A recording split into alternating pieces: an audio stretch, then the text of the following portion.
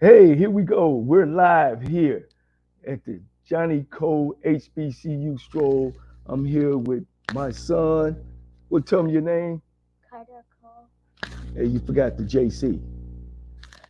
All right, we here today, and man, we had a great weekend this weekend. We had the Black College It's still weekend. championship game, and it was one of the best games. If you wasn't there, if you didn't see it, you missed a treat.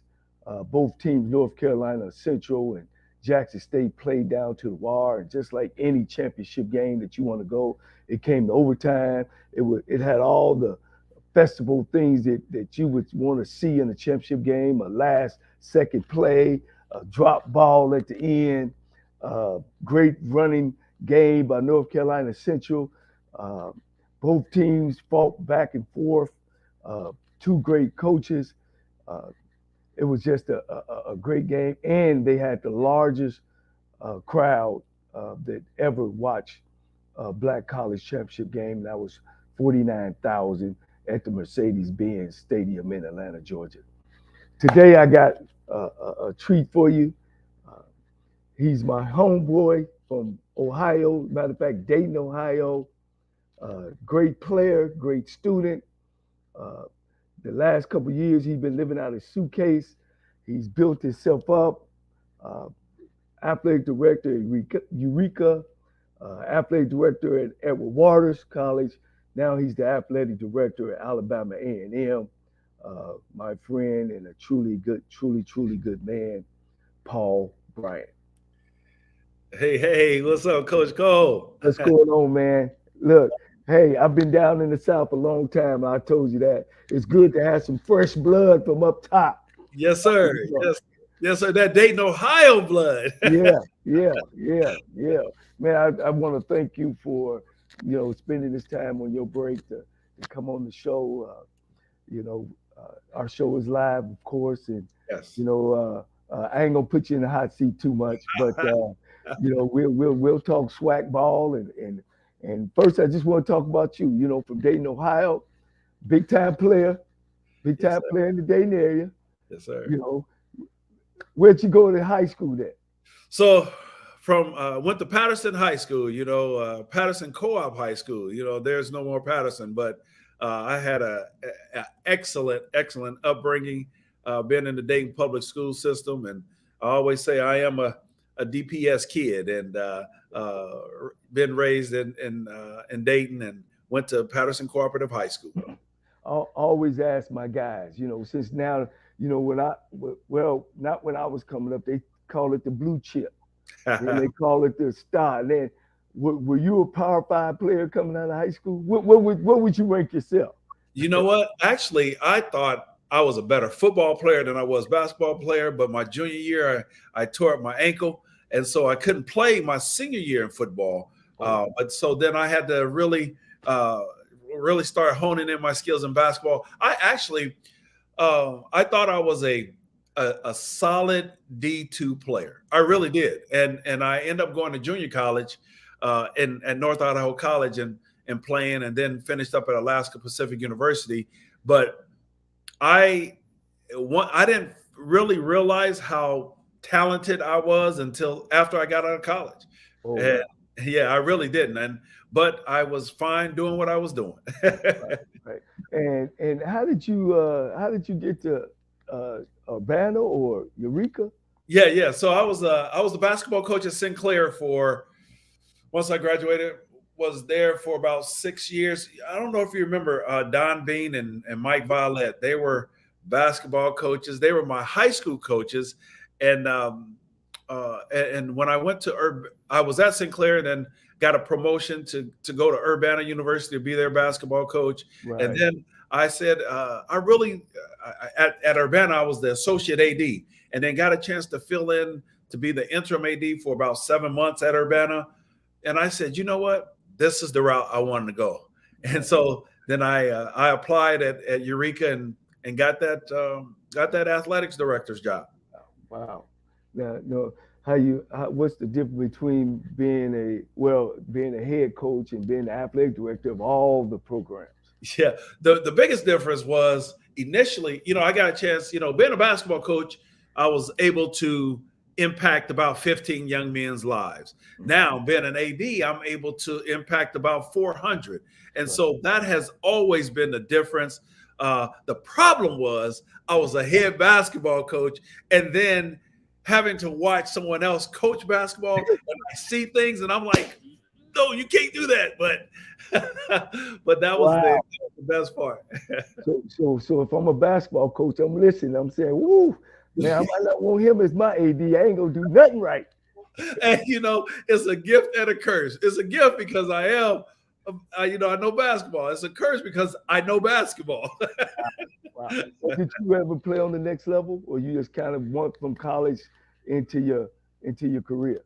So I was out in Seattle, and I was playing on their summer league team, and but back then they had Dana Barrows. I was a guard.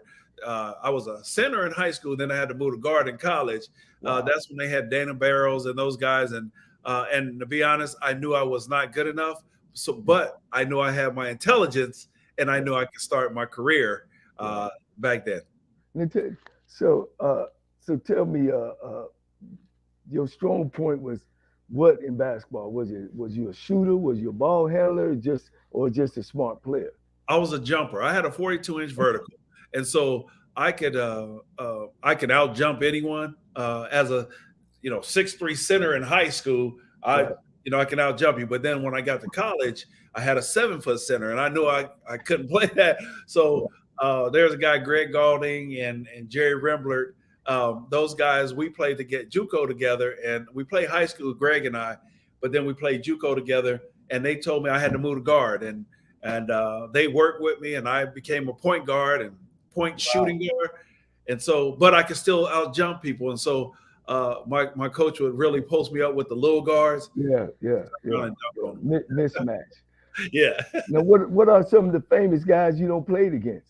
Oh, well, Joey Johnson was my most famous person. I always say Joey had a 50-inch vertical. His son played for Arizona, then his son is playing in the league. Ron Harper, Yeah. from home. Mhm. Craig Elo, who Okay. Michael Jordan hit that shot over. Right. That's what he famous for. Yes, exactly. Back then it was I played with the Davis boys. Okay. Played against a lot of guys, See, Paul, they don't know about Dayton, little old Dayton, Ohio. no, Cedric Tony. Yeah. And we still have produced the best high school player ever in Dwight Anderson. Dwight Anderson. I don't know if you got a chance to watch him in it. Oh, I watched him, then played against him, and once I came back home. But you know what I always say? Michael Jordan, he has his 6 championships, had a Dayton guy on each team, and was responsible for a lot of that. His first 3 was John Paxton. John His Paxton. next 3 was Ron Harper. Right. So I played against Jim. Yeah, Dayton, Ohio was integral in his success. Yeah. So you leave there and you enter into Black College. Yep. Edward Waters. Your Black College experience when you got in there. Yeah, my very first Black college experience was at Stillman College. Okay. So I leave Eureka and go to Stillman College, and the first thing that really caught me was the homecoming. It was fantastic. And then I left there and went to South Carolina State University, and their homecoming is just off the chain. It's probably one of the best places that I've been, was South Carolina State University.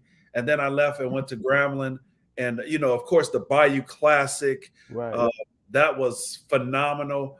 And then I went to Edward Waters. Edward Waters transitioned them from NAIA to the NCAA Division II. But then, and that's when Alabama A&M called, and I have been so blessed to be a part. I like the acronym that FUBU had, for us by us, and that's what I truly believe that has been my calling, to really create opportunities for us, and so I'm excited to do that. Right. Well, speaking of that, and I was going to get into it since you opened the door. There's been 19 football jobs open, and there's only one Black coach. and we all up in arms about should Dion should have went and should have not went and all that. When really the big picture is none of us are being hired, That's right. and you're sitting in that position as well. Mhm. What's your thoughts on that? Well, my thoughts are you're exactly right. At the PWIs, predominantly white institutions, it's hard for us to get opportunities, right? And so having him getting that opportunity to coach at a Power Five, I think that's a blessing, because that's something that we have fought for. Now we have raised our level of awareness in our HBCUs. And so, yes, if I were in his situation, I understand the culture. I understand why people are so passionate about staying here. I get it. But you know what? He had to do something that was going to benefit his family more than what it has. And you go from $300,000 a year to $300,000 a month. Yeah, that'll change your mindset a Yeah. little bit. And then, but people are not talking about what he's actually done. He's taken 5 HBCU coaches with him. Right. And remember, we haven't gotten that opportunity at that next level. Yeah. Well, I was going to say that and just give you a little history because I've been around the SWAC for 40 years.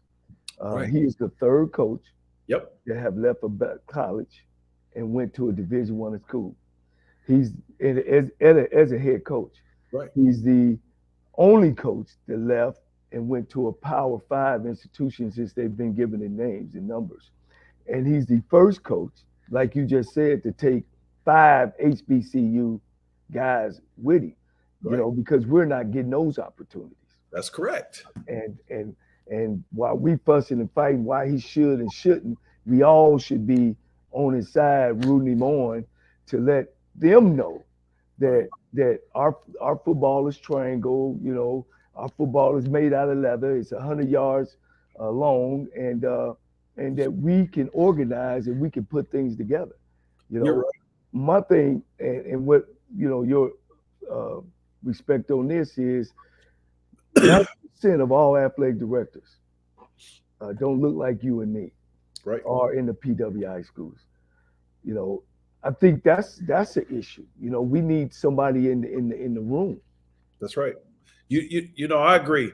I think yes, we're going to continue at our historical Black colleges and university. We're going to continue to promote people that look like us. I think too, and I'm proud to be where I am. I'm very happy to be where I am. I think that at the predominantly white institutions, we need to have more representation of us at that level as well. And no, we typically don't get all the opportunities, but when we do, I think we make the best. You look at Gene Smith. Gene Smith from the Ohio State University. Yes, sir. He has done a phenomenal job at creating a different environment and providing opportunities for the minorities as well. He's done a great job, and we have plenty more. I know that. I can't think of her name. Who's at Vanderbilt? She's now the athletic director. But what they're doing when they do get in those positions, they are pulling up, and that's what we have to do, not just holistically at a predominantly white and here at our HBCUs. We got to promote and pull up as we grow. Well, ain't no, and before we even go on about this black, we talking about qualified people. Absolutely. We talking about qualified people. So I want to make sure that we clear that up. Yep. You're in a position. You're meeting with the other black college HBCU ads, and now Dion being a pro guy. Yep. And we gave him this opportunity because that's what we never. You said something earlier about we realize who we are. Yep. And as soon as we realize who we are and our duties as black people to go support our black schools, we'll be better off. There's no Deion Sanders if there's no Jackson State. Right.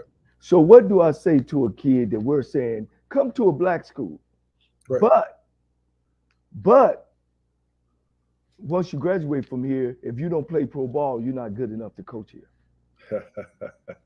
Well, I tell you this, I will never say that, and I tell you, I think we have the opportunity when we recruit our student athletes. We want them to not only come here and play, come and graduate, come and we want you to become an outstanding alum. But if I can't give you the opportunity, let's look for our network of HBCUs to give you that opportunity. To your point, they are not getting that opportunity. So when they're going to the Power Five schools and they graduate, a lot of them don't get the opportunity to coach at their institution. They'll tell you, no, yeah, you're fine that you played here. You're fine that you gave us your blood, sweat, and tears. However, you need to go coach somewhere else. That is a telltale. And I disagree with that mindset. But I'm saying now at a historical Black college and university, not only can you come, not only will you graduate, not only will we allow you to coach, but we will allow you to create your career here. We're a nurturing environment. That's something that they're not getting at the other institutions. Right, right. Well, and that's why I was just asking you that because, I'm on the other side. Yep. And they're not only not hiring us as PWIs, and now we're in this big old bubble of pro, non-pro, alumni. They're not even hiring athletic directors. They're not even hiring athletic directors that look like you. So you kind of look at it, and Paul, I'm talking from the outside, like, why would you guys go and hire a guy from outside, and they not even giving y'all opportunities? I don't know that thinking. Maybe you could share some thinking with me that could bring it, to make me understand. Yeah. You know what? I can't really give you a significant answer on that. However, I will say, I am when I'm looking for the coach, a coach or at any sport or staff, I'm looking for the most qualified. And that's, we have a lot of, and everyone, well, let me go back. A lot of people are talking about the superstars, the NFL players who have coached. Let's talk football. We all know that there's only one Dion, right? But Dion has been doing that from day one. When he told that one team who said they were going to draft him, he said, "I'm going to make you pay so much you're not going to want. You're going to have to put me on layaway." Remember that? But that's that. So Dion, that's his mentality. That's his mindset from way back then. Right. But we have qualified coaches that have been through the ranks that will bring us championships, and not so much that we have to go to the most famous coaches. So I'm looking at the most qualified who can build a program and not a team. And I'm saying a program that's holistically from the academics to the community service to the actual playing, the results on the playing field. That's what I want to see. Yeah. When I listen to your perspective of it, and then when you look at your background, I could see that you're truly, I shouldn't use the word honest, but because you're speaking from your experience, Yes. but which is great. I think a lot of times that these guys are getting in these athletic director positions, don't see it and don't look at it that way. Right. Because as a Black college graduate myself, and see our opportunities the windows are closing, you kind of lose interest. And I always tell people, people give money to people. and I always tell my alma mater that we need to start hiring our own, Right. and because when you go to Ohio State, when you go to these other places, they hire their own. It's just not Black folks. That's right. That's true. That's true. They are. And again, for me, it's about the most qualified, stay within who we are. And I think that will make us successful. When we start recruiting you, it's called cradle to the grave. We want you to, we start from the cradle when we first make that contact. And then to the grave is when you do pass on, that you give a legacy back. but it's about how we treat you. And so if we're not treating you once you graduate the best, then there's not going to be anything that we reap once you're gone. And so I believe in that whole cradle to the grave mentality where we're really treating and presenting opportunities for those who have graduated from us. Yeah, that's very important. So, talking about your style as a athletic director, what are some of the things that to you that needs to, like, I'm a coach. When I come in, I want to make sure we get the building clean. I want to make sure that the kids dress a certain way. I want to make sure when they go to practice, we all gonna look the same. Those things. As an athletic director, you walk into Alabama A&M or the places you've been, and what are some of the things that you say, these are the things that I got to put in place? Yeah, the first thing I do is I look at who we are as a team, as a program.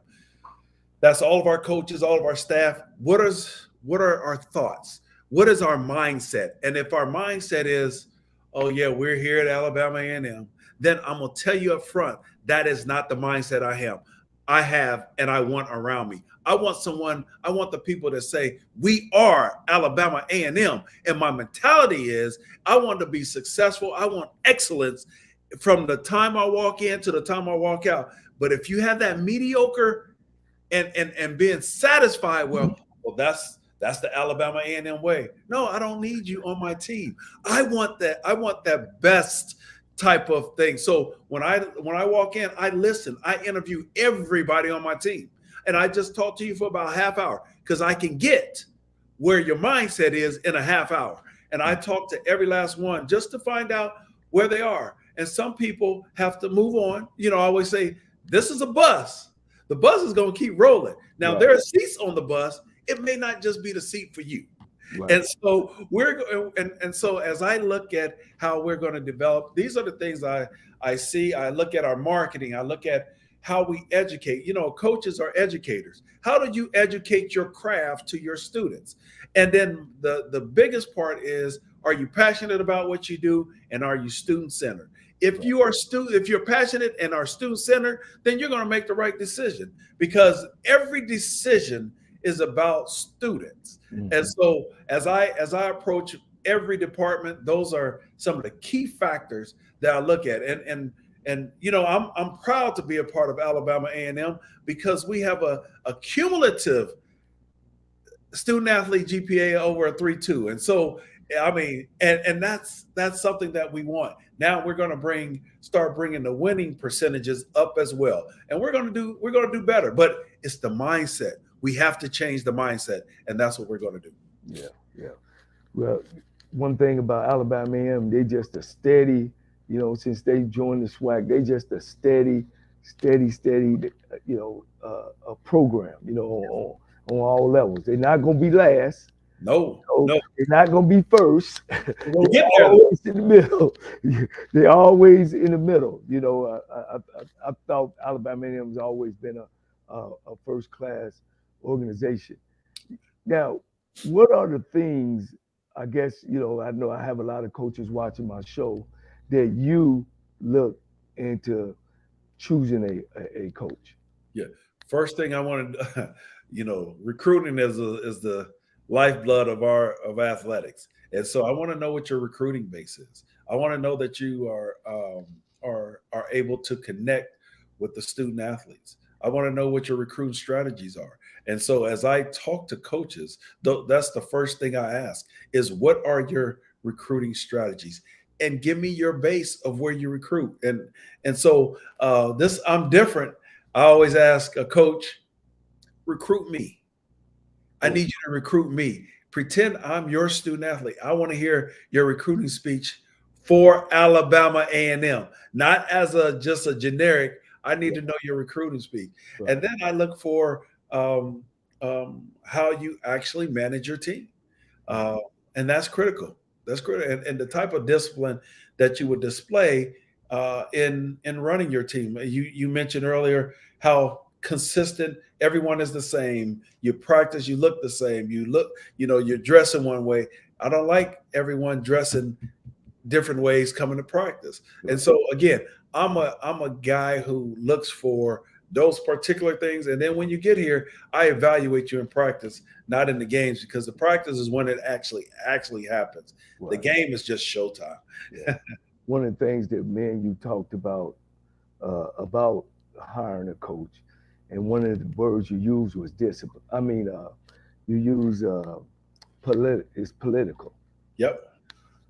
So when saying that, of course, everything's political, and when you hire a coach, people gonna say something anyway. You can hire Dion at A&M, somebody gonna say something. You can hire Nick Saban, somebody gonna say something. So Absolutely. how much does winning play a role in politics? Do I say, oh, because it seems like, Paul, that the PWI schools, uh, they put winning first.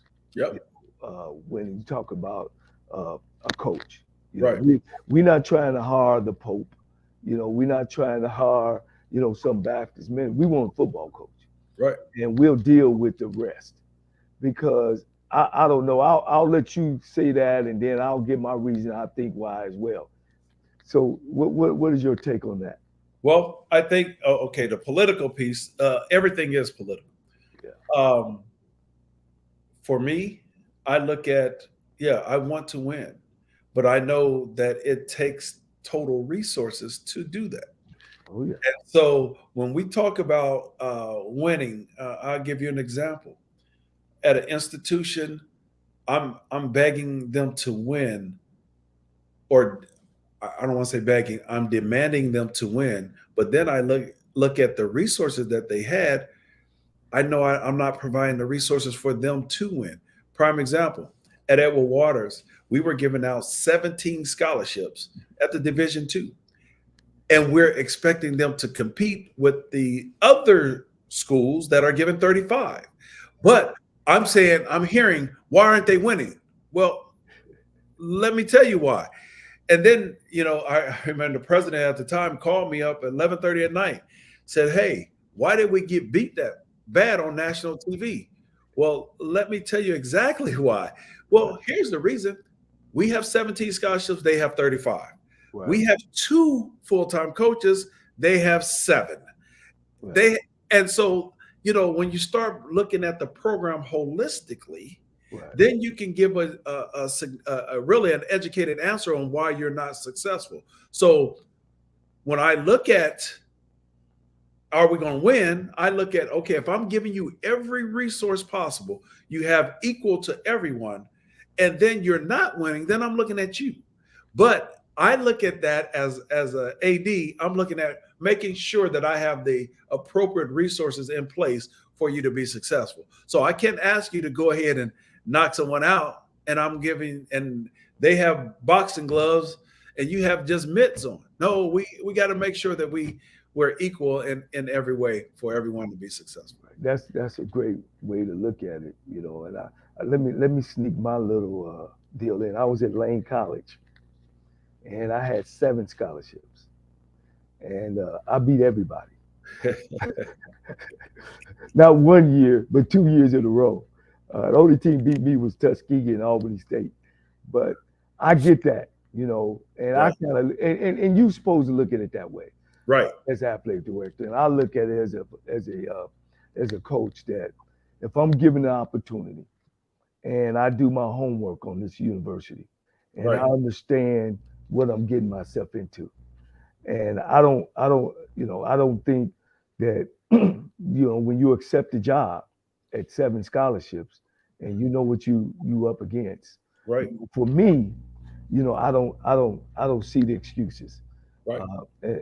Now, once I start producing Right. and showing you, because when I was at Lane, they had Dr. McClure. He did give me 4 more the next year. So the next year I went into 11 and was able to Right. do a great job uh, there. So when I talk about politics and stuff like that, sometimes um, people tend to not hire the most qualified person, Yep. but to hire maybe a friend of theirs or I know it's a lot of pressure on you because there's a lot of layers on top of you as well. You know that you have to convince. And being an athletic director, I understand it, especially at HBCU. Uh, Yeah. uh, so, what is your driving force when it comes to fundraising, Mhm. Mhm. I and think, what you could tell an HBCU graduate? yeah. I think one of the things that we have to do as a whole, fundraising, although I don't think this is the main answer, but we have to increase our giving back as an alum group, right? But that's just a part of it. But our value now has been elevated over the last, I would say, and my opinion only, when Trump was elected president, I think the focus have been because he was trying to separate. I think the HBCUs began to elevate, and it was just that's my opinion, and I'm entitled to it. and, That's uh, right. That's and, right. and I think that now our value, we begin to really truly understand our value, who we are, what we have to offer, and so now I'm able to go out and sell who we are and what we have to offer. We purchase as merchants, we purchase billions and billions of things, and uh, $3 trillion last year. trillions, Yeah, trillions. And yeah. so we have to begin to stand strong about, well, our money is spendable as well. And so something I've done just a couple weeks ago, someone wanted to give us a contract for a game. And it's like, well, wait a minute. I'm not going to settle for what you want to give us. Here's what we bring to the table. And when I say it was triple the amount that we had, what they offered, they gave me triple the amount of, but I had to say, no, I will not accept that offer. Right, And this is what I expect. And do right. you know they did not balk at my triple the offer? So that tells me you knew from the beginning that you were lowballing us, and that's something that we have to do different. So when I go out and fundraise, I am really selling the value of what we have. And so what the price was, as they old saying, what the price was yesterday is totally different than what it is today. Right, And right. so and so I do rely on relationships and getting in to talk to people to raise more dollars. Yeah. I when I was at Texas Southern in 2010, we got 475 from Rutgers. So I'm giving you that tip. So 10, 13 years later, it sure enough shouldn't be nowhere near that. No, It exactly. should, Prime, it should prime be example about the previous administration did a deal here for us to play Auburn in another year, and the price that Auburn gave us was 500,000. Now, now, Johnny Cole, you know as well as I that is far lower than what we should be right, getting. right. And so I did reach out because I'm saying, okay, wait a minute. Yeah, I understand what y'all thought, but right. and we have a contract, so there may not be anything that can be done. However, I'm going to broach it as, come on, we need to Yeah, we need to do a yeah. little bit better than this, at least 1.2, At the least. at the least 1.2. Correct. That I've heard Dion, and he was bringing that out, and that stuff has been out with Yes. some people uh, that knows better. If you don't know no better, you don't do better. And and some of those contracts that were being accepted by HBCUs, it was by people just didn't know no better. That's right. But when you know better, you'll do better. You do better. You're And exactly right. and it ain't no question that those schools can offer way much, and we need that. See, and what I want to say, Dion was making those talking, and he had a point, but the difference is Jackson State never had a problem with fan base. No, And never. he's right, they could make 300, 400,000 in a weekend. Yeah, But when absolutely. you start talking about your Mississippi Valleys, your Pine Bluffs, they need those classics. Yeah, you're But right. the person that's making those deals, and I'm pretty sure if you was in there and I see the way that you talk, you know, you can't take the deal and then turn back and say, oh, that's why to me, when you deal with promoters, you deal on a percentage. Yeah, exactly. 40-40 promoter, you get 20. That's So right. if that game grows, we grow, he grows, we all good. Yep. You and I think back at the Southern Heritage, I know Fred real well. I played in the Southern Heritage a couple of years. He was still working on old school of here's your 275,000. Don't worry about what I get. No, no. So you have to be a promoter and a producer as well as in your spot as an athletic director. Absolutely. And so one of the things that I do, I'm not that guy who just accepts when a promoter tells me, okay, you get one promoter 33, 33, 33. No, no, no, no, no, no. No, we're the product. So no, we're the product. You are promoting the product. Right. And so if it's not us, it wouldn't be you. And Right. so or event. So let's start changing the mindset now. We're the ones who actually out there performing. So we're going to get our performance fee. When I in my seat, I have to do what's best for Alabama A&M, and I am going to do what's best for Alabama A&M, and that is in all negotiations. I need to know what's best for us. How we're going to benefit from this deal that we're doing. And so, yes, I'm a little shrewd when it comes to that, but I got to make sure that we're getting our just due. And I'm not settling for just what you have to immediately offer. No, you could do better. And I said this in my press conference. If I do business with you, you have to do business with me. How are you going to give back to me? And I say me, I'm talking about the institution. How are you going to give back to the institution? Because you've been taking us for a while. Now it's time for us to take back. Yeah. How much do you allow your coach to play a part in that, or is it? I know you're just not saying it's your decision, but Right. does the head coach play a role in that as well? Absolutely. I allow my coaches to anything I do. I take it. I talk to all my head coaches in each sport about their particular area. So I say, okay, what do you think is the best deal that we need to solidify this game? And I hear them, and a lot of times they're a lot lower than what I would want. So I will say, okay, well, if you're saying that we need to be at 35%, then I'm going to say no, we need to be at 40, and that's what I'm going to push. And so I will say the majority of the time they are a lot lower than what I want, but they are all inclusive in every decision I make because it's not a singular decision; it's a team decision. Yeah, that's good. Do you guys how important it is to do end of the year? I know you do your end of the year evaluation.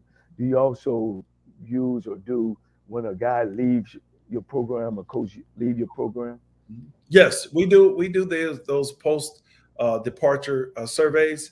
Kind of a conversation piece about what went right, what went wrong. And a lot of times, we don't do them a lot with the if we're separating from them, but if they're separating from us, then that's what we do. Um, and a lot of times, the reason why I say that is because a lot of times they don't want to have that conversation when we're separating with them. But I do that with not only faculty, staff, or staff. I do that with our students as well. When they're talking about they want to leave and they're leaving, I ask them some particular questions on why and what would be different. I do that with my seniors when they're graduating. Uh, um, just the post exit interview.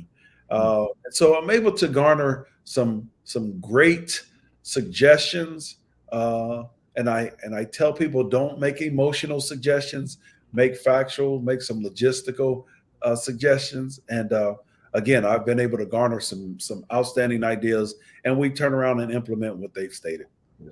So I met you after the the athletic directors meeting, Yep.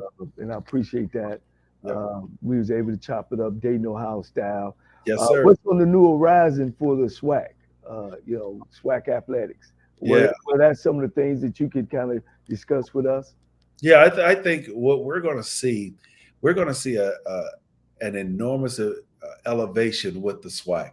Something that I'm what I heard. Now I can't say exactly what it was, but what I heard was I'm excited to be a part of it.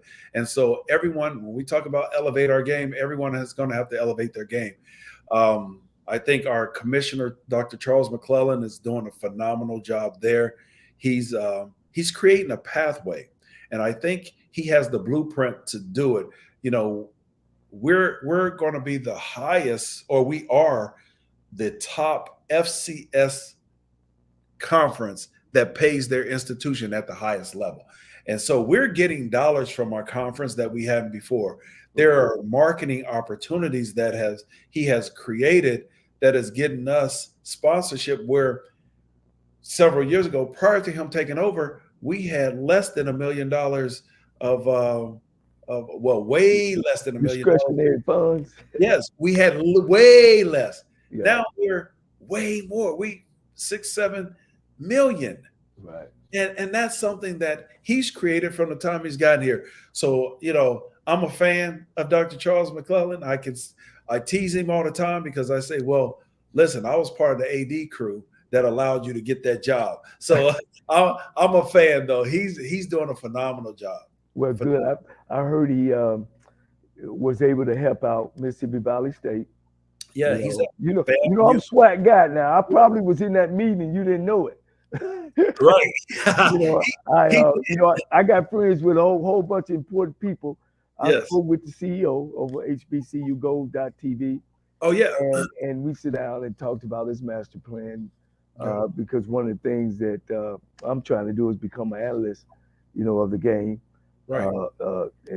But I understand that they're trying to put together the all black conferences and to create a playoff for the black college national championship game. I think we're talking about bringing in 8 teams from the SIAC, CIAA, the SWAC, and the MEAC, and have a playoff.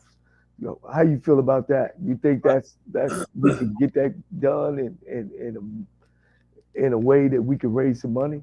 Yeah, absolutely. I think that's one of the things that we need to do. We need to create. So as we talk about who do you know that has been in the FCS championships?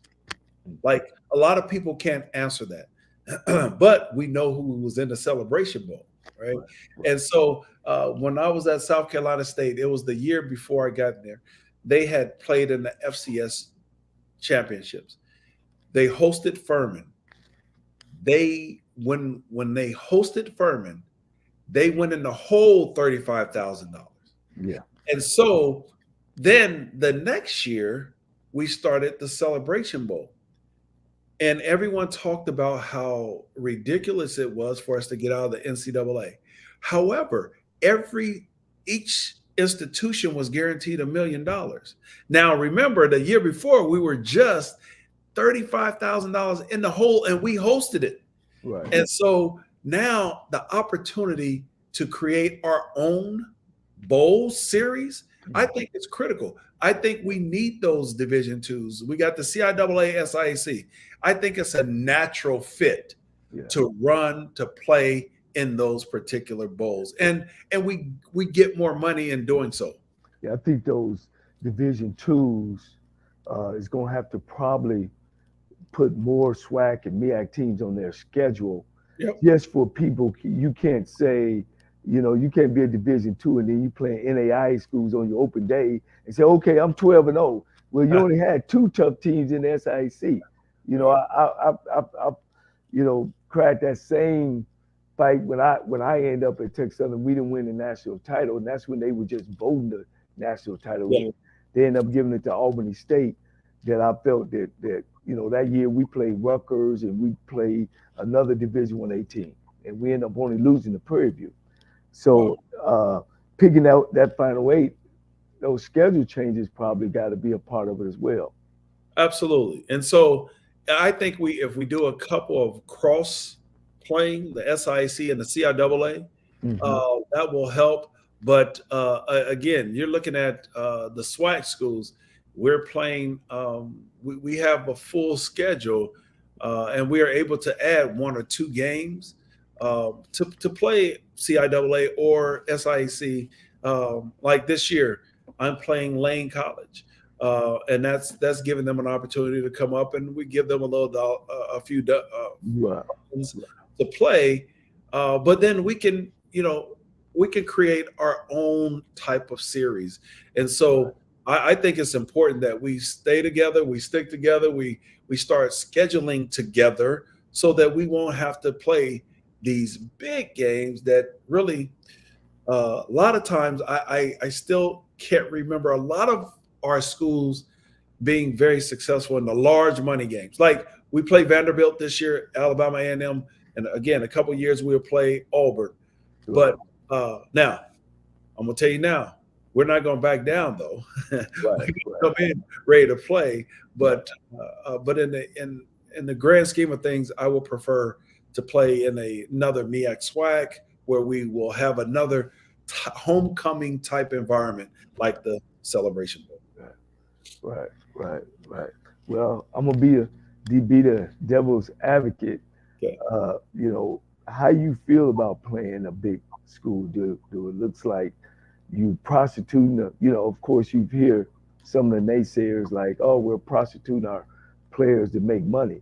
Do the money from those games, does it go to general fund or does it go back to the athletic fund?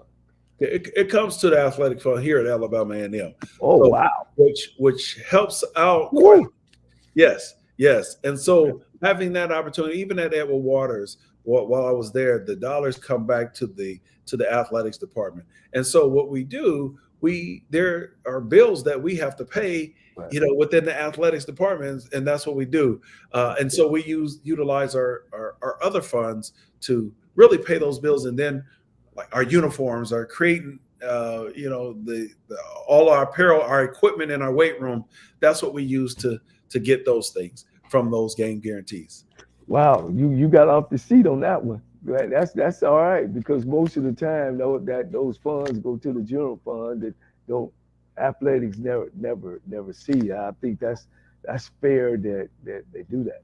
Yeah, but I think it becomes a two-part because I look at it holistically now. So the institution has already given the Right. department certain amount of dollars, right? So when people say that, well, the money goes back to the general fund is really to help other areas because the institution has already given the athletic department a certain amount of dollars, and so I understand it Right. from a holistic. It sounds like robbing Peter to pay Paul.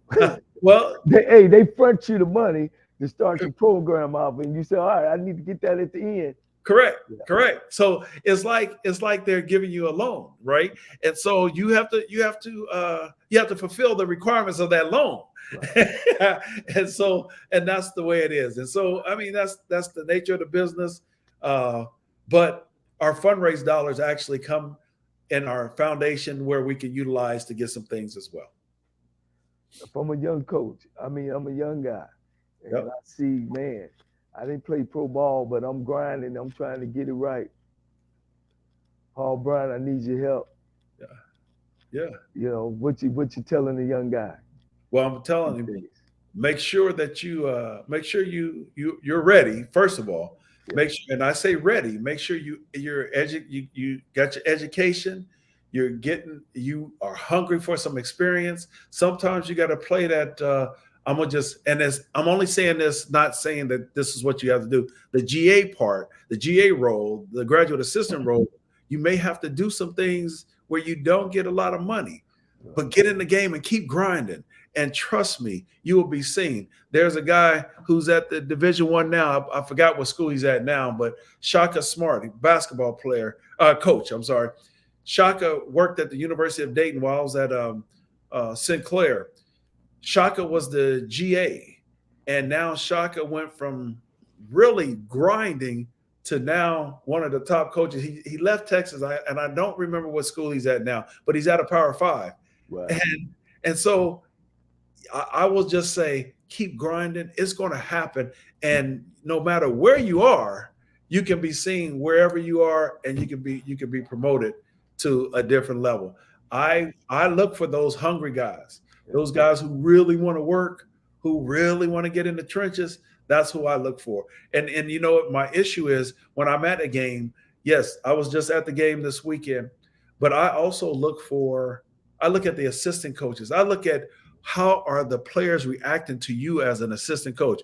I'm at a basketball game. I don't watch the game. I watch the coaches, and I look at the assistant coaches a lot of the time because I want to see who's going to be the next head coach. Yeah. And so keep grinding, keep working. Coach, I see you. DPS taught us well, Coach. It did. My Dayton Public School education, I wouldn't trade it for the world. Yeah. So what's next for Paul Bryant? Yes, I think what's next for me is to create this winning environment up here. And I mean, again, we have it academically. Now it's time to put forth that athletic prowess where I really want to dominate the SWAC. I want in every sport though. I want to make sure that we're in the top 2 in every sport. And so that's what's next for me. I'm here for the long haul to get this thing done. Yeah. That's good to hear. Alabama A&M has always been a first class program. The way they've done things, the way they show up, and first class, and show up all the time. And I want to thank you for all what you do. And man, some people wouldn't take this interview. I've had some guys.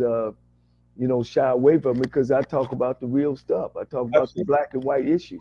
Yeah. They there. You can't run from them. You got to run towards them. That's the only way that we can get over the hump. That's right. We can't get over the hump shying away thinking we're going to be the next black guy get a white job. But I don't want to talk about that because they might not give me a chance. They might think I'm militant. I'm not militant at all. No. I'm being the youngest son of 9 boys, I know what it is to grind and some of the things that you talked about. But we'll definitely keep in touch. Good luck with the rest of your career. It's basketball season. Yes, sir. It's your season. Yes, it is. Yes, I got to beat your head coach because I know, boy, he can feel your eyes watching him. And you know what's crazy? He literally, while we're talking, just called me, and I know he wants to talk about the game because we're going up to play Ohio State here next week, and wow. yeah. So we play Illinois. We played them tough, but that's what I like about my coach, though. He understands. I know basketball. He used to be at Wright State when I was at Sinclair. Okay. Yes. Okay. So he knows I know basketball, and he's a guy. He's not threatened by it at all. He's the one. Hey, tell me something. Did you see? And I'm like, Coach, honestly, I ain't even watched the game because I'm watching everything else. Yeah. I'll tell Mark Parker. Me and Mark played together at Dayton Dunbar. Yeah, that used to be my guy. Is that right? Yeah, Parker. Parker knows. Bradley.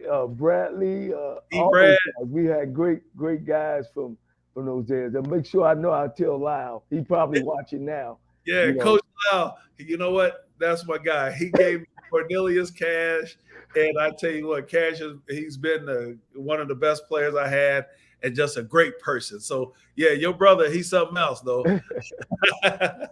Hey, tell the family I said hello. Well, and we'll chop it up. We'll continue when you come this way. If you're in Texas, let me know, man. I'll definitely make my way down there. All right, brother. I sure will. I appreciate you, Johnny, and thank you. I love all the Coles, and you guys are great people. So I appreciate you.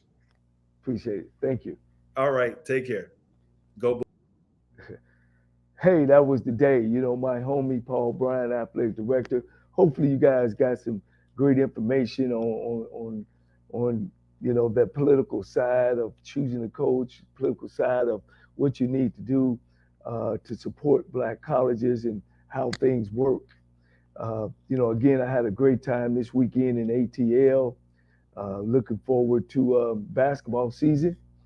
And we'll stay in touch. And if you feel yourself at the end of the rope, tie a knot, because ain't nobody bad like you. It's Sybil Wilkes with what you need to know. Today is Monday, and we're back at it. It's December 19th, 2022. Number 1. The House Committee investigating the January 6 attack on the U.S. Capitol met over the weekend to discuss potential criminal referrals which could be passed on to the Department of Justice. And they will meet Monday at 1 p.m. Eastern to vote on potential recommendations to the Justice Department to prosecute suspects for their roles. Among the charges the committee is expected to recommend are insurrection, obstruction of an official proceeding of Congress, and conspiracy to defraud the United States government. The bipartisan committee, made up of 7 Democrats and 2 Republicans, is expected to vote on its final report and potential referrals Monday before releasing its final report Wednesday, December 21st. Number 2, history was made by Harvard University last week with the announcement that for the very first time in its almost 400-year history, a Black woman will lead the prestigious university. Dr. Claudine Gay received her PhD in government from Harvard and returned as a professor in 2006. Currently, she is the Dean of Harvard's Faculty of Arts and Sciences, and she will assume her new position on July 1st, 2023. This daughter of Haitian immigrants is regarded as a leading voice on the issue of American political participation. Number 3, California will stop making companies pay employees who cannot work because they caught the coronavirus while on the job. For the past 2 years, the California workplace regulators have tried to slow the spread of the coronavirus by requiring infected workers to stay home, while also guaranteeing them that they will still get paid. But Thursday, the California Occupational Safety and Health Standards Board voted to end that rule in 2023, in part because that rule has just become more difficult to enforce. Number 4, on Halloween of 2022, Field Training Officer Jay Nguyen and his trainee officer Y. Profet responded to reports of a public indecency in the northwest area of Atlanta, Georgia neighborhood. Officers found a Black man wearing pants too loose to cover his body, and instead of writing the man a citation, Officer Jay Nguyen took him to Walmart to buy him some clothes. Body camera footage shows Officer Nguyen walking into the store, picking out a new shirt and pants and a pair of comfortable shoes after the man told him his feet hurt.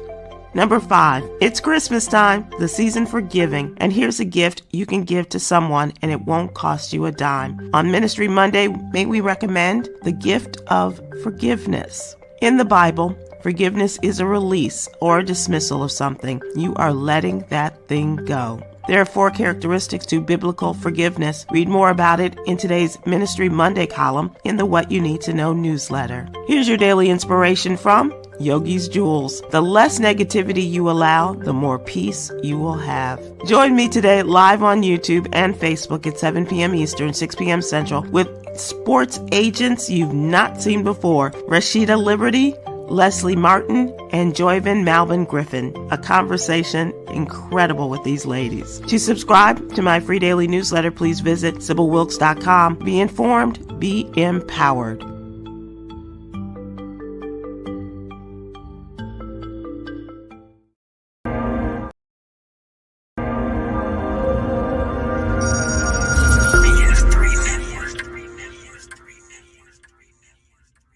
BS3 Network, changing the way you watch TV.